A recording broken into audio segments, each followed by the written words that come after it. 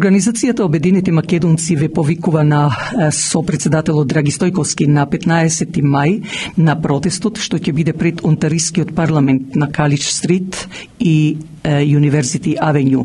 Тоа ќе биде од 12 часот на пладне до 4 часот попладне.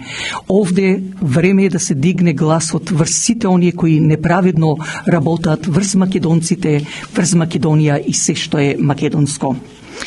Пред самиот крај, иако сепак би сакала на сите оние кои го носат името на Цветници и на Лазара, нека им ја честито и среќно, имендените нека им се среќни и весели и за многу години така да се радуваат со своите фамилии, со поголем број на членови.